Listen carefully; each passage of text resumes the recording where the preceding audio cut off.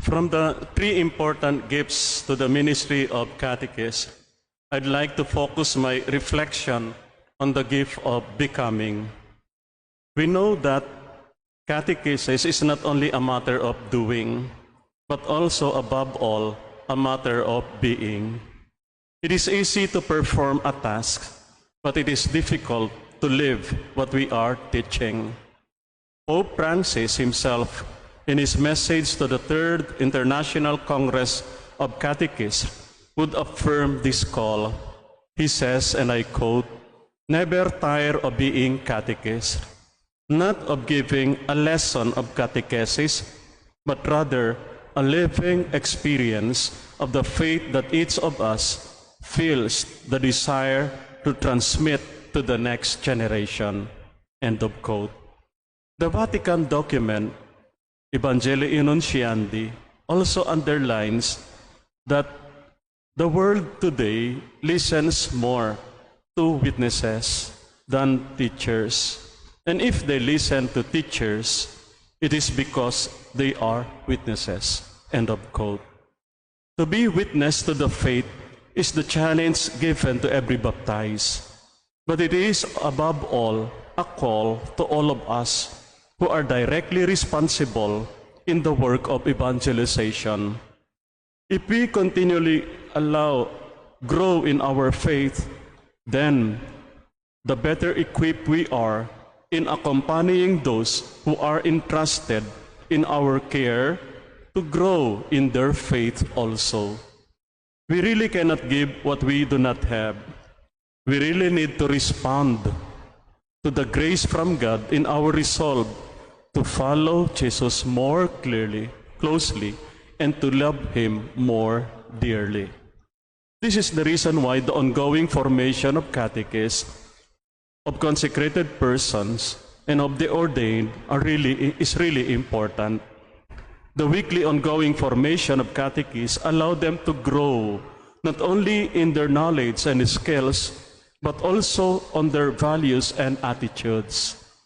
This weekly ongoing formation, which is also in many ways like Bible sharing, thematic group discussions, group reflections, among others, is like a weekly self-examination where we are able to look deeply in ourselves and identify which among our attitudes and behaviors need transformation. For this matter, I would like to lead you back to the leading question on the gift of becoming, which was one of the topics for discussion. This is one of the questions drawn out from our group reflections. I quote, "Drawing from your catechetical formation experiences, what do you consider as important dispositions, character, and values in becoming a good catechist?" End of quote. Let us recall in our catechetical apostolates a number of experiences that mean that when we go to the public elementary schools in particular, the kids would rush to us as we are approaching the school building where we are going to teach. How many of these children would exhibit a feeling of joy upon seeing us? They are perhaps joyful, not because they are freed from the academic burden brought about by the rigors of academic works, but above all, it is because they have seen in us the person whom they can trust to, someone who exhibits kindness and care for them. And with this, we can go deeper from something we have shared during the activity yesterday and the other day. And this is on this particular topic. And ask ourselves, what exactly do I consider as important dispositions, character, and values in becoming a good catechist on the personal note? And what are those traits and characteristics that I possess which could help me in being a witness of faith? Let us turn our attention to the gospel reading today. Jesus calls the Pharisees and the scribes as hypocrites because of their superficiality in the experience or exercise of faith. Jesus calls their attention on a double standard of living, where they perform only what the religious laws demand of them, and merely pretending on being holy persons, which they are actually not. Jesus compares them to whitewashed tombs, which are beautiful outside, but inside are full of dead bones and every kind of filth.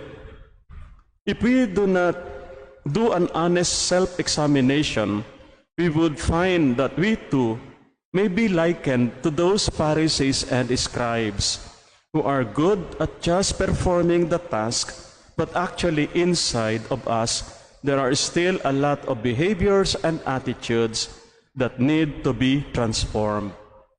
Do we despair in realizing this? Actually, we should not. We allow God to give us the courage to respond to His grace in opening our hearts to allow Him to mold us into what He desires. We will also be consoled by the fact that there were Pharisees who later on were converted and had heeded the call of Jesus. One of them is, of course, St. Paul, who moved from being a persecutor of Christians to becoming a defender of the Christian faith and a proclaimer of the gospel. We are all works in progress. As directors and moderators of our respective dioceses and diocesan catechetical apostolates, we can influence our parish priests and parish catechetical coordinators to find opportunities for the conduct of ongoing formation program. Only when we have a regular ongoing formation program in our dioceses and parishes may we be able to lead our catechists to a meaningful self-examination and faith renewal. The theme for the reading today would teach us that nothing is hidden from God. He sees everything, even to the depths of our hearts. This is the reason why Jesus warns the scribes and Pharisees that God can see through their hypocrisy. Our responsorial psalm was, "You have searched me and you know me." God continues to search for us and to look at the depths of our hearts. Jesus looks at us with a gaze of love. Gradually, we can transform ourselves into what God desires of us by continually opening our minds and hearts to Him. We are not alone on this endeavor. We have our broken brothers and sisters in the group, in the parish, who will accompany us and see through our brokenness and woundedness, who will help us stand when we fall, who will direct us in the light when we are in darkness, who will let us feel once more that we are loved, even when we feel that we are unloved. The catechetical ministry is also a big family, a family which is concerned with the growth of everyone. These family members would help us in meeting Jesus and allowing Him to grow in us. And with this, as companions in the journey, as catechists, let us continue to open ourselves and let Jesus reside in our hearts and transform us for us to become witnesses. And for this, evangelization may become effective.